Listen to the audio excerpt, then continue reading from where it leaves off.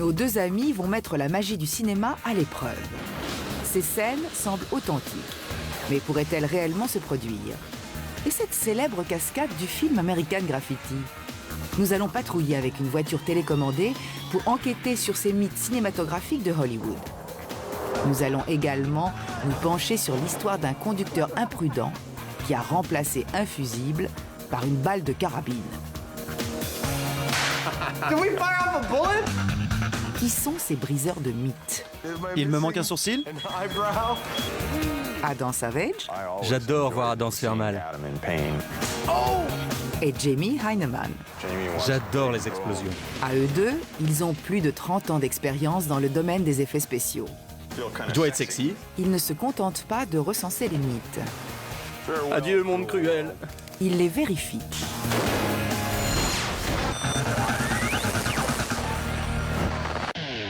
On estime qu'un groupe de rock a réussi quand il a son jet privé. Nos amis, eux, savent qu'ils ont réussi quand ils détruisent leur jet privé. Mesdames et messieurs, attachez vos ceintures. Nous allons tester le mythe de la décompression explosive.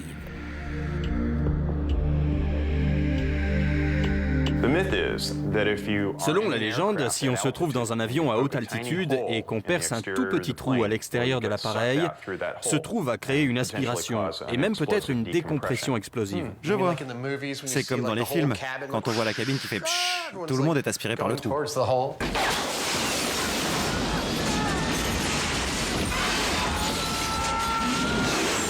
C'est ça. Cool. C'est une histoire qui circule depuis longtemps, sans doute depuis le début des vols long courriers. Je pense qu'elle tire son origine de la peur des avions et de celle des armes à feu, deux choses capables de tuer sans qu'on puisse les contrôler. C'est une image que l'on voit souvent, qui apparaît dans des dizaines de films. À force, elle est devenue réelle, elle est extrêmement frappante. À mon avis, on pense généralement à un pistolet dans cette histoire. On va donc devoir en acheter un et y ajouter un système de tir à distance. Comme ça, on pourra le commander depuis l'extérieur de l'avion. On ne sera pas obligé d'être sur place à ce moment-là. Jamie va se servir d'un pistolet de calibre 9 mm pour cette expérience. Mais il va avoir besoin d'autres objets. J'ai pris ça dans un distributeur de boissons. Ça, c'est le moteur qui éjecte la canette du réservoir et l'envoie vers le bas. Cette étape de l'expérience est très délicate. Elle plonge Jamie dans un abîme de réflexion. Toutes ses ressources intellectuelles sont mobilisées pour surmonter cette épreuve. Enfin, il a une illumination et il met en place le mécanisme. C'est très ingénieux. Un des ergots de l'engrenage pourra presser la gâchette sur simple commande.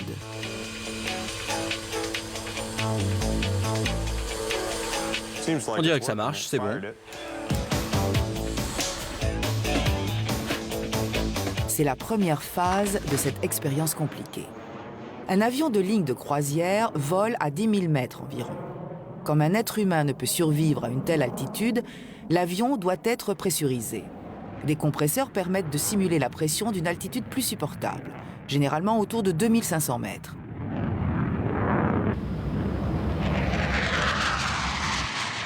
C'est la différence entre la pression atmosphérique interne et la pression externe qui peut être à l'origine d'une décompression explosive. Comme lorsqu'on perce un ballon, l'air se précipite de la zone de haute pression, l'intérieur de l'avion, vers la zone de basse pression, c'est-à-dire le ciel.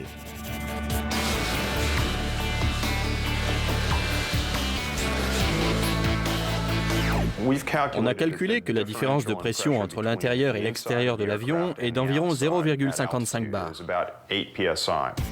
0,55 bars, cela représente environ 600 grammes par centimètre carré.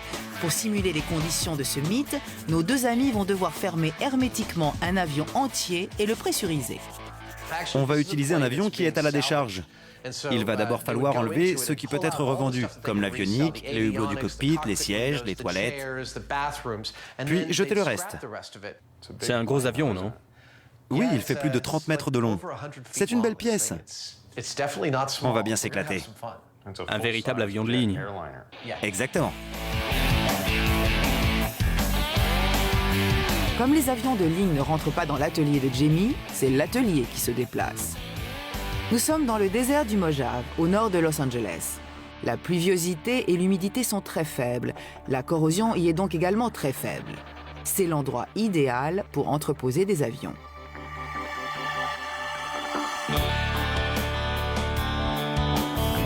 C'est un vrai parking géant pour des appareils du monde entier. Beaucoup d'entre eux voleront à nouveau, mais certains finiront ici, dans la décharge. Plus j'observe les avions et plus ça me dépasse. Je serais un très mauvais concepteur aéronautique, parce que je dirais toujours, ça ne volera jamais ce truc-là. Ce DC-9 était utilisé par Hawaiian Airlines. On lui a retiré les ailes et on le désosse petit à petit, mais pour l'heure, il va servir à notre expérience de décompression explosive.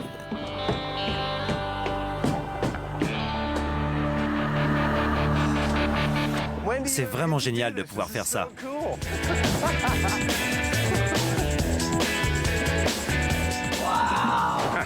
Oh, that's cool. C'est le siège du pilote. Il y a plein de bidules et de machins dans tous les coins.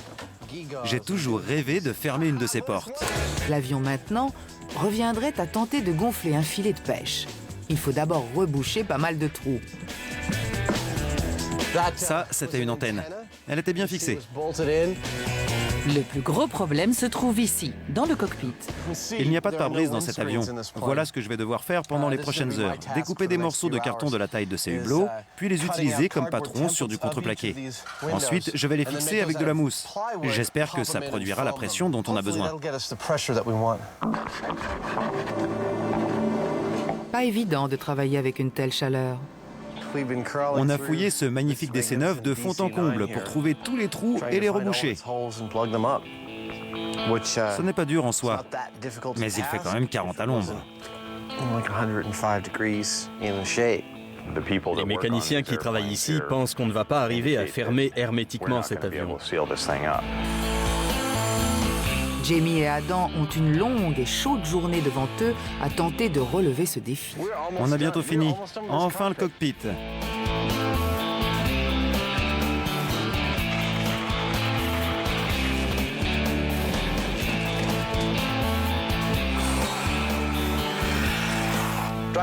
Ça sèche au toucher en 60 secondes et ça durcit en 5 minutes.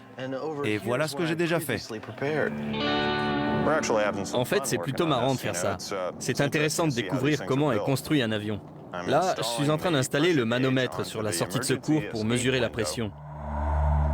Cet instrument va jouer un grand rôle dans notre expérience. Lorsqu'il atteindra 0,55 bar, c'est-à-dire 600 grammes par centimètre carré, la différence entre la pression à l'intérieur et à l'extérieur de la cabine sera la même que si l'avion était à 10 000 mètres d'altitude. Il semble scellé hermétiquement. Jamie et Adam vont pouvoir le mettre à l'épreuve. Pour remplir d'air comprimé un objet aussi grand, il faut un grand compresseur. Celui-ci est l'un des plus gros sur le marché. Il pourrait presque voler tout seul avec ces 2 tuyaux. Ouais, c'est vrai. C'est un souffleur. D'habitude, il sert à faire démarrer les moteurs des avions gros porteurs. Quand on le branche sur expulsion, tout l'air sort par le toit. Mais en appuyant sur un autre bouton, tout passe par ce tuyau. Ça a l'air dangereux. Si la valve saute pendant que c'est pressurisé, ça pourrait t'arracher la tête. Personne n'a envie que ça arrive. On s'assure donc que tout est bien installé. Ça y est, c'est fixé. Allons-y. Le personnel et l'équipement sont protégés par des cages métalliques et du plastique blindé. Un moniteur retransmet les images du manomètre filmé par une caméra. Jamie communiquera les indications à Adam.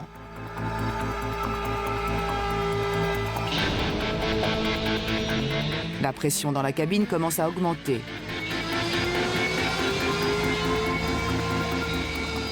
Mais l'avion fuit comme une passoire. On a un problème de pressurisation. On va reboucher les trous aux endroits où ça fuit. Ça devrait prendre une dizaine de minutes. Il y a des trous ici? Oui, il faut tous les reboucher. C'est bon, tout a été rebouché, on va repartir. En position.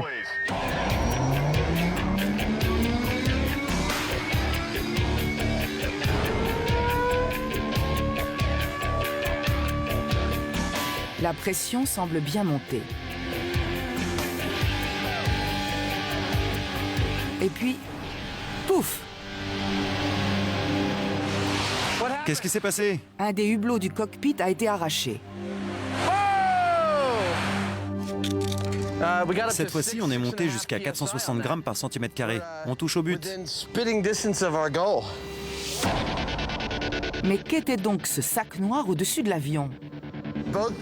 Les sièges de pilotage sont recouverts d'un sac en plastique. Si un sac comme ça a pu passer à travers ce petit trou, ça prouve qu'il y a eu décompression explosive. On répare en vitesse et on réessaie.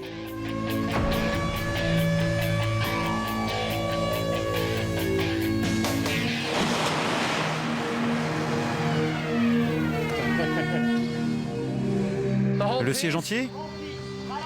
Voilà pourquoi les hublots d'avion sont faits avec du verre blindé de 2 cm d'épaisseur et non avec du contreplaqué et de la mousse. Un des sièges de pilotage a été aspiré hors de l'avion et éjecté à plus de 200 mètres de distance. Et il a atterri près de la clôture. Incroyable. On va aller montrer ça à Jamie. Voilà le siège du pilote. Ah bon? Et voilà ce qui reste du contreplaqué. Ça me surprend et ça m'inquiète un peu aussi. Il va falloir renforcer encore un peu les hublots du cockpit. Mais nous le ferons demain. Le lendemain matin, Adam travaille d'arrache-pied pour fermer hermétiquement les hublots du cockpit. Les billets pour ce vol expérimental sont à un prix dérisoire. J'en ai un peu marre de trimballer urbain. Le seul et unique passager vient d'arriver. C'est un individu timide et réservé. Urbain. Allez, t'as trop bu. Assieds-toi. Ensuite, Jamie installe et oriente le pistolet. Il faut faire attention avec cette arme. Il faut être prudent. Après tout, c'est un pistolet télécommandé et les pistolets peuvent tuer des gens. Ça m'a l'air correct. Je charge le pistolet. Attention, il est chargé. Du polystyrène est répandu un peu partout pour voir s'il serait aspiré à l'extérieur en cas de décompression explosive. Ça va péter. On met les caches-oreilles et le souffleur en marche.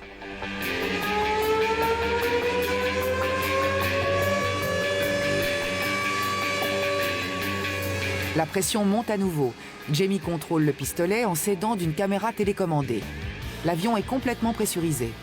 Jamie déclenche le tir à distance et fait un trou dans le fuselage. L'avion ne s'ouvre pas en deux et à part une bouffée d'air comprimé qui s'échappe, rien d'extraordinaire ne se passe. Tu as fait un trou dans le fuselage alors que nous étions à la bonne pression. Le polystyrène n'a pas bougé et Urbain non plus. Et il n'y a pas eu de décompression explosive. Non. Parfait. On peut rebrancher. On a réussi, mon petit gars. Hey, je suis pas ton petit gars. C'est vrai, on a pressurisé un DC-9 alors qu'on nous avait dit que c'était impossible. Avec un peu de mousse et d'astuce, on s'est pas mal débrouillé, c'est cool. C'était nickel au niveau de la pression et du pistolet, comme sur des roulettes. L'expérience suivante consiste à vérifier si l'avion explose quand on tire dans un hublot. Je recharge le pistolet et je le remets en place. À partir de maintenant, je ne veux voir personne à côté de l'avion. Je mets le souffleur en marche. L'avion est pressurisé. Jamie s'apprête à recréer une scène vue dans de nombreux films. Quelqu'un tire avec une arme à feu dans un avion. Cela va-t-il entraîner une décompression explosive? Jamie appuie sur la gâchette. Le coup part.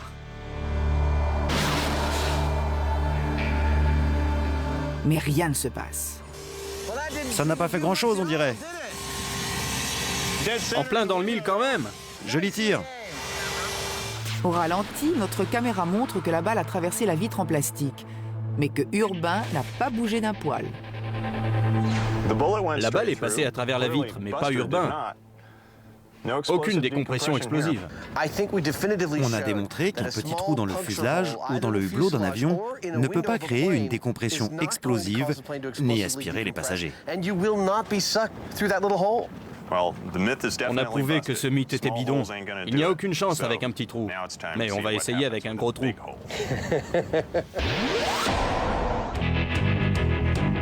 En principe, les expériences de cette émission sont censées être amusantes. Mais tout de même, faire des cercles avec une voiture de police télécommandée, comment en sont-ils arrivés là? C'est la faute d'une histoire d'essieux arrière. Là, on s'attaque à Hollywood. On va faire la différence entre ce qui est possible dans le monde réel et ce qui l'est au cinéma. On va partir d'un film de 1973, American Graffiti, qui met en scène des adolescents au début des années 60. Il y a une scène où un personnage joue un sale tour à un policier. Il prend un câble, l'attache à un poteau et le relie à l'essieu arrière de la voiture du flic. Il part dans une autre voiture poursuivi par le policier. Lorsque le câble est tendu au maximum, l'essieu arrière de la voiture de police est complètement arraché. Voilà ce qu'on va faire aujourd'hui. Ça m'a l'air formidable.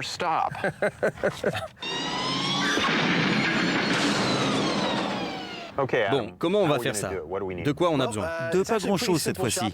Une voiture de police, du matériel pour la commander à distance, 25 mètres de câble, un poteau et suffisamment d'espace.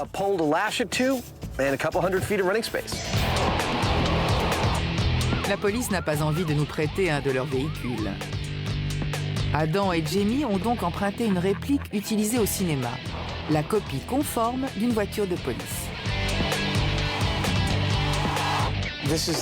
Ça, c'est la banquette arrière d'une voiture de police, avec les emplacements pour qu'on puisse avoir les bras dans le dos. Et en fait, quand on s'assoit comme ça, c'est vraiment très confortable. Maintenant, je sais ce que ça fera quand ils réussiront à me pincer.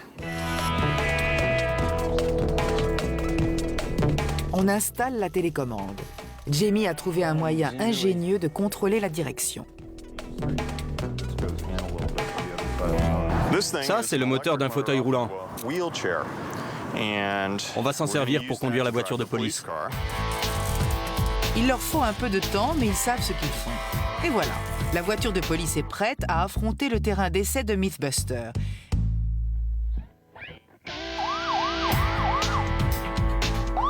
Heather Joseph Whitham, experte en légendes urbaines, affirme que l'histoire de l'essieu arrière rappelle une époque où tout était plus simple.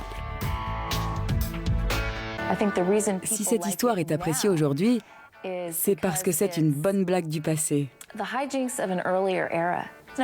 C'est très drôle, il n'y a pas de blessés. Les gens repensent à une époque innocente où l'on pouvait faire ce genre de choses sans aller en prison et sans réfléchir aux conséquences.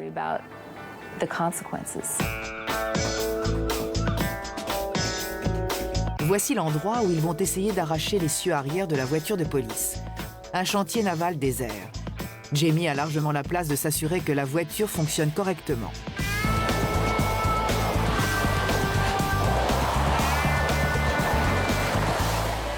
Moi aussi, je veux le faire. À part les moustaches, ces deux-là n'ont pas tellement changé depuis l'école primaire. Allez, c'est mon tour! Tu crois que je vais te laisser ma place? Tu rêves.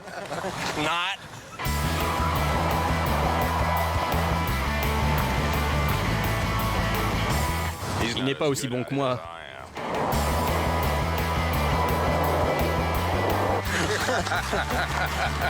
On pourrait faire ça toute la journée.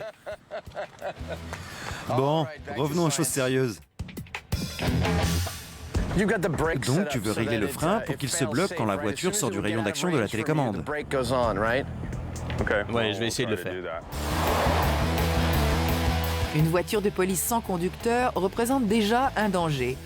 En voilà un autre, ce câble en acier. Je pense que ce câble va se casser très brutalement. À ce moment-là, il pourrait couper quelqu'un en deux. Toute l'équipe va donc se réfugier dans l'abri habituel.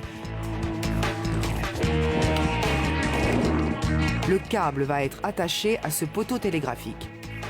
Il faut mesurer 25 mètres depuis le poteau. Ok.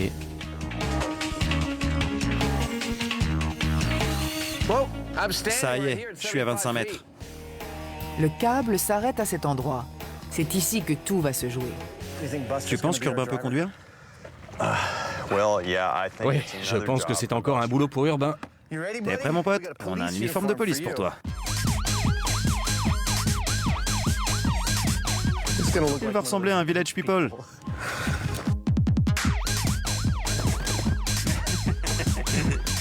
Il reste une chose importante à vérifier avant de commencer l'expérience. T'es prêt pour le test, Jamie? Je suis prêt. Alors c'est parti. Jamie doit démarrer la voiture manuellement. Mais après, l'accélérateur, la direction et le frein seront télécommandés.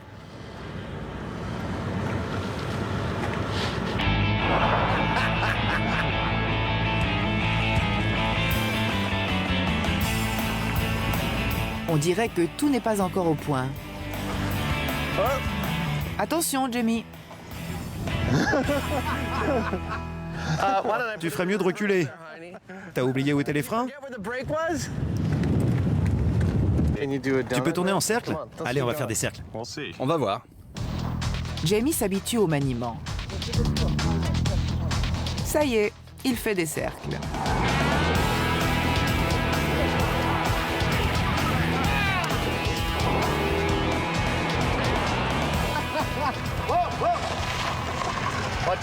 Attention à la bouche d'incendie.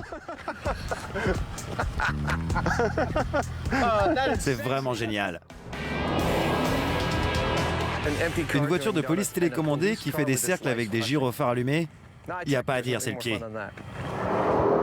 On se doute de ce qui va arriver. Je peux la conduire un peu? Je ne ferai pas de cercle, c'est promis. Elle réagit avec un peu de retard. Il suffirait d'un rien pour la casser.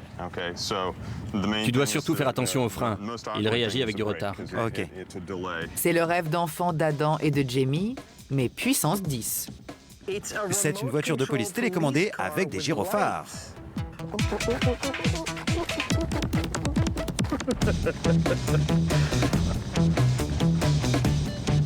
Prépare-toi à freiner.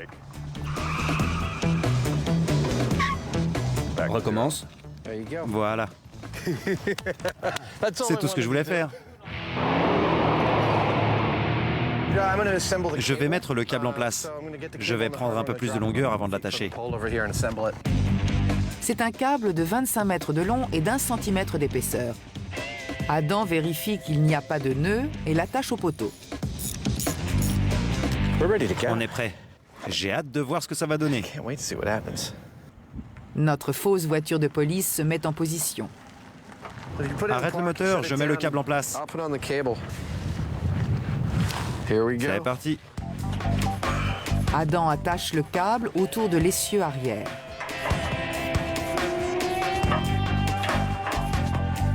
Comme dans le film, l'agent urbain ne sait pas que quelqu'un bricole sa voiture. Je l'ai mis du côté droit de l'essieu. Tout est en place.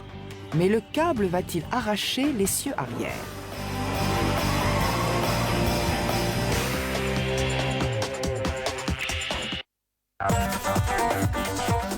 Bon, qu'est-ce qu'on a ensuite?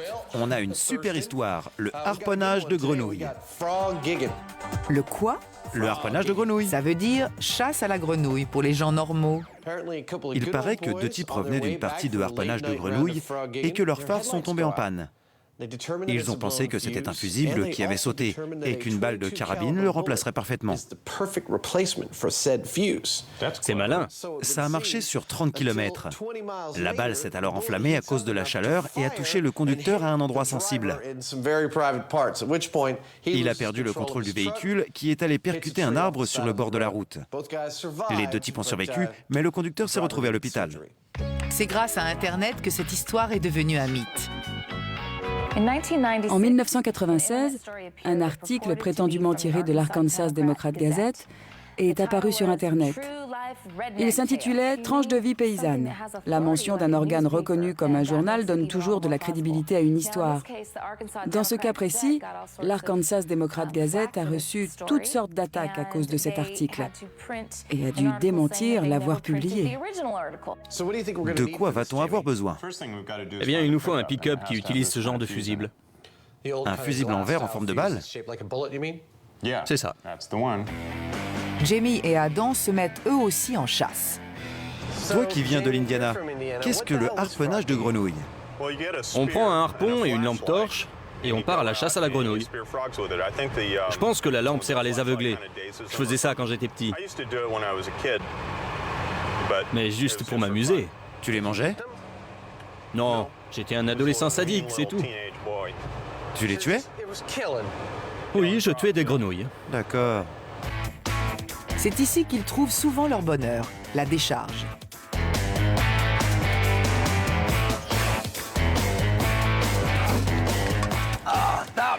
Jamie, j'en ai trouvé un. Il y a des pick-up par douzaines, mais il est plus difficile d'en dénicher un avec la bonne boîte de fusibles que de harponner des grenouilles dans un étang. Je pense que c'est le modèle qui convient le mieux. La boîte de fusible est juste devant le conducteur. C'est très proche de ce qu'il nous faut. Je vais la prendre.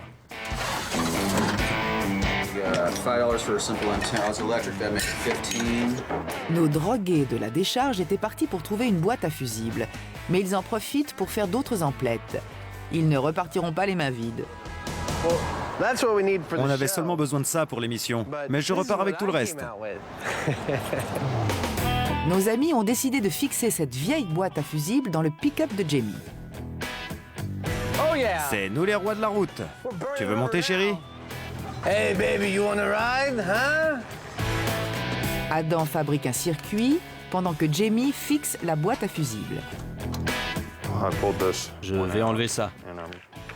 Et puis ensuite... Tu vas le remettre? Oui. Cool. All right, here we go. Bon, allons-y. All right. C'est l'alimentation principale de la batterie. Elle est chaude. Les deux marchent, super. Voici les balles de carabine de l'histoire. Elles ont la même taille que les fusibles. Regarde ça. On dirait qu'elles ont été faites pour tenir là-dedans. Oui, c'est vraiment pile la bonne taille. Super. En fait, je pense que ce n'est pas forcément une mauvaise idée, tant qu'il n'y a pas de court-circuit. Le camion est prêt. Si la balle est expulsée, une caméra filmera son trajet à la microseconde près. Urbain, notre mannequin professionnel, va venir se placer derrière le volant. Jamie et Adam vont utiliser de vraies balles, mais ils n'ont pas particulièrement envie de se faire tirer dessus. Ils placent des vitres blindées devant le pare-brise et branchent un interrupteur à une distance raisonnable du circuit.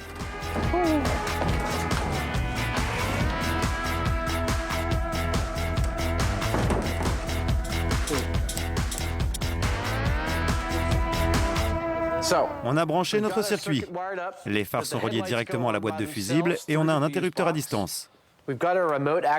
Il faudrait mettre une balle dans la boîte de fusible. T'en as une? J'en ai une. Bon, c'est parti. Tu es prêt? Je suis prêt. Bon, c'est le premier essai, pour voir ce que fait la balle. Quand les phares sont allumés, Oui.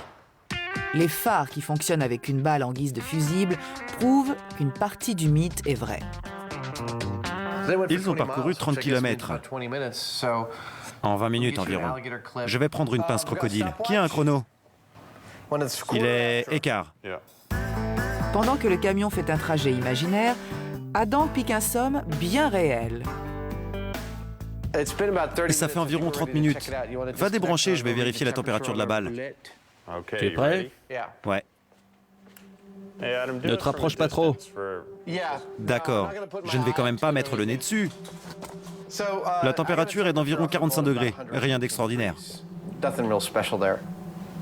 Il fait plus chaud que ça dans une voiture en été. En plus, ce n'est pas ça qui va faire partir une balle. Bon, mais alors, qu'est-ce qui peut faire partir cette balle? Quand un fusible saute, c'est souvent pour une bonne raison. Il ne saute jamais tout seul. Je pense qu'il a dû y avoir un court-circuit. Tu veux faire un court-circuit entre la balle et la batterie? Oui, au lieu que ça passe par les phares. On va voir si on peut faire exploser la balle. Je ne vois que c'est moyen. Il y a court-circuit lorsque l'électricité qui circule est dérivée vers un chemin plus court, qui procure généralement plus de courant. À ce moment-là, un fusible est susceptible de sauter pour stopper ce courant trop élevé. Je vais créer un court-circuit à partir d'un des deux phares. On va provoquer un court-circuit. 3 possibilités. Ça va chauffer la balle, ça va la faire exploser, ou ça va griller les fils. Il ne faut jamais brancher le fil rouge sur le noir. Je pense que notre court-circuit devrait marcher, en principe. Prêt? Quand tu veux. Je pense que c'est bon, ça fume. Super. T'as vu? Oui, les fils ont cramé. Un court-circuit en bonne et due forme. Mais on dirait que la balle n'a pas assez chauffé. Regarde un peu. Terrible. Ça donne envie. Je pense que maintenant, on devrait prendre le plus gros fil qu'il y a dans une voiture et refaire un court-circuit. On verra si la température de la balle monte suffisamment. Ce fil plus épais apportera davantage de courant dans la boîte à fusibles. Mais est-ce que la balle sera assez chaude pour exploser avant que le fil ne brûle? Bon, t'es prêt? Ouais. Hey! Est-ce que la balle est partie? Oui, on l'a fait partir. Waouh, c'était vraiment génial. Ça sent la poudre. C'est vrai? Je connais bien cette odeur. Voyons voir. Ça a pété. La balle n'est plus là. Regardez-moi ça. C'est superbe. Voilà la cartouche. La cartouche et la balle se sont séparées. Et la cartouche s'est plantée dans le tapis en caoutchouc alors que la balle est allée de l'autre côté. Ce n'est pas encore concluant, mais on va refaire quelques essais et sortir le mannequin pour examiner les impacts. Jamie, je peux le faire cette fois? Je peux faire exploser la balle, hein? Tais-toi et mets la balle en place.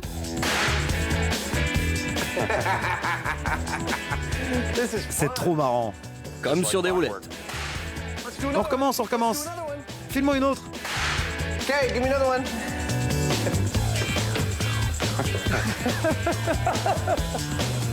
Je prends un bout, tu prends l'autre. On le fait synchro. D'accord. C'est bon, prêt? Ça va vraiment très vite. C'est une façon très efficace de faire partir une balle, mais je ne pense pas que ce soit mortel. L'histoire ne dit pas que le conducteur a été tué. Mais bon, si je remplace un fusible par une balle et que 20 minutes plus tard, j'entends une explosion et que je sens une douleur à l'entrejambe, je pense que je vais paniquer et sortir de la route.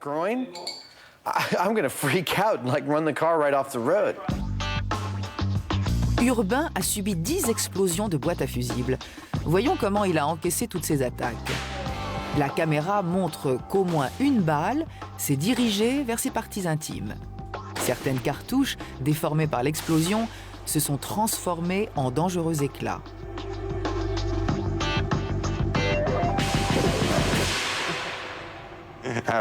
Ça me fait marrer à chaque fois. Jamie examine Urbain de plus près et fait une découverte étonnante. Regarde-moi ça, ça n'y était pas avant. Il y a au moins une balle qui a fait un trou dans son pantalon. Il y a même un trou là. Et là. Même si le pantalon est troué de toutes parts, Jamie ne constate aucun accroc sur les jambes ni sur le torse du mannequin. Je ne pense pas que ces balles pouvaient faire vraiment des dégâts. Si c'était un homme, il aurait quelques bleus, rien de plus.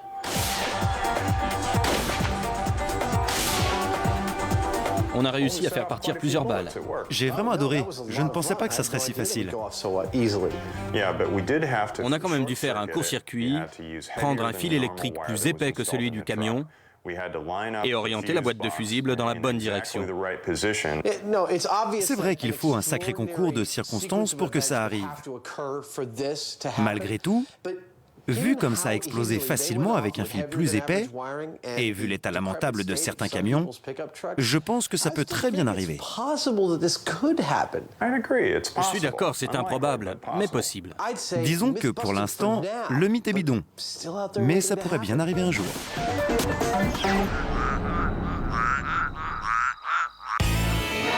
Cette cascade a lieu dans le film American Graffiti, mais Jamie et Adam tentent de la reproduire pour de vrai.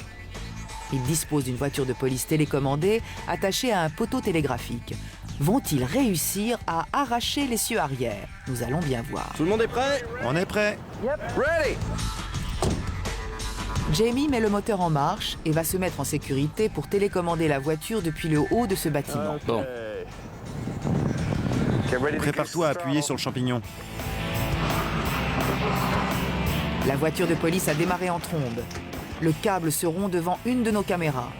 Sans voir la voiture, Jamie réussit un super arrêt à quelques millimètres de la catastrophe.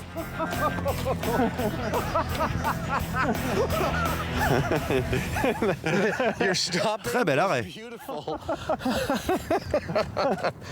le câble s'est cassé au niveau du poteau. Oui, c'est ça.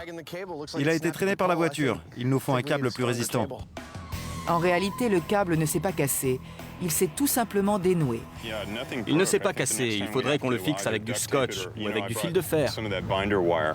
Je pense que le mieux serait du fil de fer, effectivement. On va remettre la voiture en place? Ok, heureusement, il n'y a rien de cassé. Je te dirai quand tu peux y aller, Jamie.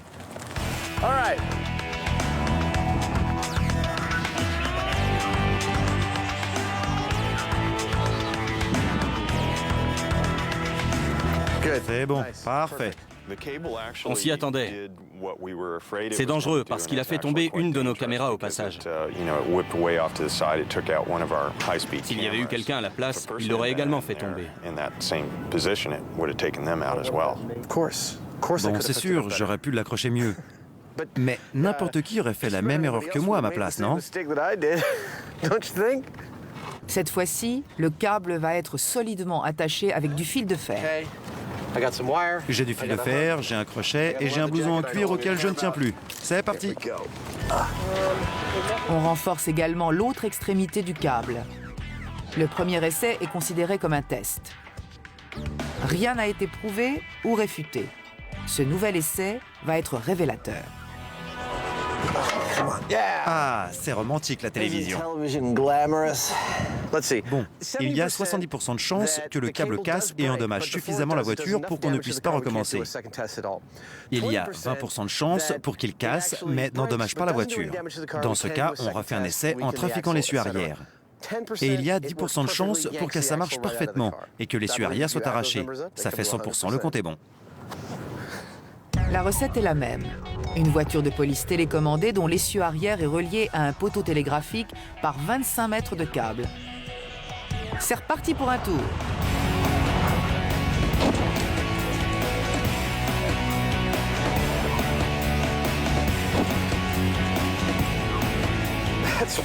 C'est incroyable. Et ce câble a quand même une charge de rupture de presque 7 tonnes. Là, franchement, je pense que ce mythe est bidon, c'est sûr. On a pris un gros câble, sans doute plus gros que celui qui a été utilisé dans le film, et il a cassé. Cette Ford est tout à fait normale, c'est le même modèle qu'à l'époque. C'est bidon. Qu'en est-il des prédictions hasardeuses de Adam? Bon, je me suis un peu trompé dans mes pourcentages. J'avais donné 30% de chance à ce cas de figure. 20 en fait. Non, 30. 70%, 20%, 10%. Non, c'était pas moi. Si, c'était toi. J'ai dit 50, 40 et 10. 70%, 20%, 10%. Je nie ta version des faits et je la remplace par la mienne. Quelle est la suite des événements? On va faire ce qu'on fait à chaque fois. D'abord, on reproduit les conditions exactes du mythe. Puis, on reproduit les résultats. Pour ça, on va faire comme les techniciens du film. Prendre un câble beaucoup plus gros et bousiller les cieux. Par exemple, en enlevant la plupart des boulons. C'est Adam qui se glissera sous la voiture. Comme il est déjà sale, il a gentiment accepté de m'épargner ça. C'est pour ça que sa chemise est toujours blanche. Je me tape le sale boulot. Ça va là-dessous? J'ai bientôt fini de ce côté. Adam rogne les barres qui soutiennent l'essieu. J'ai bientôt fini de m'occuper de ces 4 bidules. Jamie s'est procuré un câble beaucoup plus épais. 16 mm à la place de 8. Et la charge de rupture est d'environ 10 fois le poids de la voiture. Je ne pense pas que ce câble-là va céder. Je vais aussi user l'autre côté de l'essieu. Tout effet de levier est bon à prendre, non? C'est vrai. Je pense qu'on peut pas faire mieux. Je suis le 8e nain. Crasseux. Quand ce câble se tendra, il se tordra. Et j'espère bien qu'il va arracher le tout. Grâce à la lampe à souder, j'ai enlevé entre 75 et 90% de l'armature de l'essieu. Soit on va simplement arrêter la voiture, soit on va la casser. Je pense qu'on a plus de chances de couper le poteau à la base que de casser le câble. La voiture est prête pour sa dernière course. Prêt?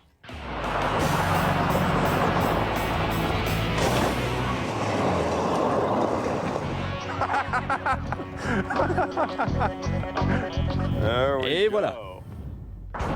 Même si leur liaison a pris du plomb dans l'aile, la voiture et l'essieu arrière sont toujours attachés l'un à l'autre. Ça a dû être l'apocalypse dans cette bagnole. Elle est foutue. Le câble a cassé du côté du poteau télégraphique, mais la voiture n'est plus en état de rouler. C'est le ressort hélicoïdal de la suspension arrière. Il a volé à 3 mètres de la voiture. Un pneu a été crevé, l'autre est coincé. Les deux roues arrière sont complètement bloquées. Même si on avait réussi à arracher l'essieu, la voiture ne serait pas allée loin. Tu as raison. Le coffre a été comprimé par l'impact subi par l'essieu. Il a été arraché, mais n'a pas pu s'expulser.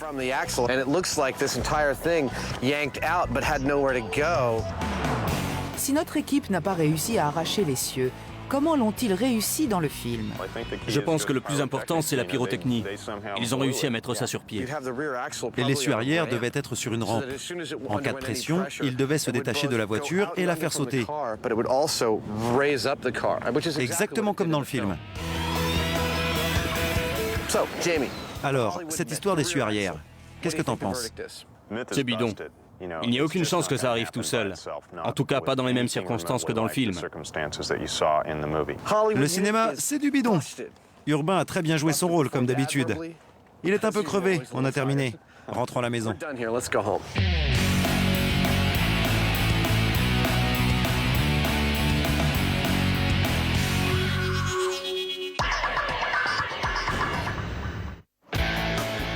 Vous volez à 10 000 mètres d'altitude et un trou apparaît dans le fuselage ou dans un hublot. Que va-t-il se passer? Allez-vous ou non être aspiré dans le trou à cause de la décompression explosive? Jusqu'ici, nous avons démontré qu'un trou de la taille d'une balle n'a aucun effet sur la pression intérieure d'un avion.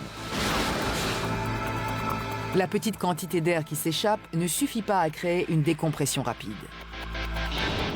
Ça n'a pas fait grand-chose, on dirait. Mais si le trou était plus grand? S'il faisait la taille d'un hublot? C'est ce que nous allons voir maintenant. Boyd, je crois qu'on va avoir besoin de ton aide. Ça, oui. Je peux résoudre tous vos problèmes. Boyd est un expert en démolition. Il met une bonne dose d'explosifs sur le hublot de Urbain.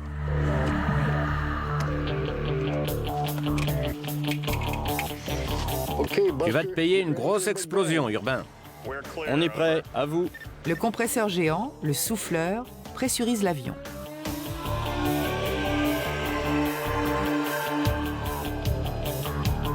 La différence entre la pression à l'intérieur et à l'extérieur de la cabine est maintenant la même que si l'avion était à 10 000 mètres d'altitude. Ils sont prêts à tirer. 3, 2, 1...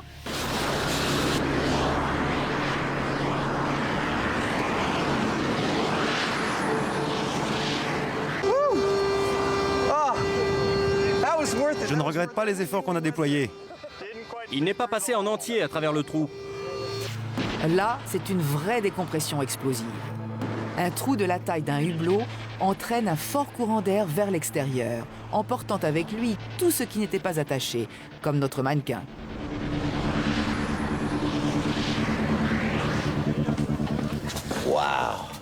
On dirait qu'il a eu la peau du dos un peu arrachée. Il a été aspiré vers le hublot. On peut le tirer de là? C'est une sale année pour Urbain. Il a l'air d'avoir tenu le coup. Je n'aurais pas aimé être à sa place quand ça s'est passé. Enfin, quand on voit une scène où même les gens qui se trouvent de l'autre côté de la cabine sont aspirés par le trou, ça me paraît impossible. Je suis d'accord, mais je n'aurais pas voulu être à sa place. On peut très bien avoir le bras arraché. Le hublot est rebouché. Boyd a encore quelques explosifs. Notre équipe décide donc de voir les effets d'une très grosse déflagration. Qu'est-ce que tu poses comme charge? C'est une charge en forme d'entonnoir qui devrait arracher tout un côté de l'avion. Attention, les charges sont en place et l'avion est prêt. On sort, on ferme et on met le souffleur en marche.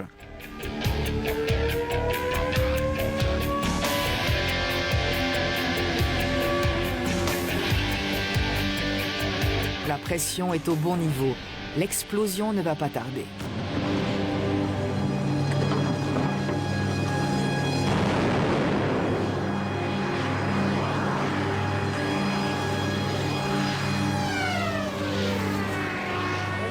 Elle a été un tout petit peu plus forte que prévu. Heureusement qu'on n'était pas à côté. Tout le monde va bien. C'est bon? C'est bon. Encore une fois, il faut vraiment être très prudent avec les explosifs. Urbain a dû y passer. Urbain a survécu. Ah bon, il est où? Eh oui, Urbain est resté à sa place. Mais les sièges qui étaient derrière lui sont tombés dessus. Le voilà, ici. La caméra n'a pas l'air cassée. Assurez-vous d'avoir bien relevé vos tablettes. La puissance de l'explosion et la haute pression de la cabine ont complètement arraché le toit. Je n'ai pas tellement envie d'aller plus loin, même si c'est sympa de faire exploser des choses, mais ça me perturbe un peu.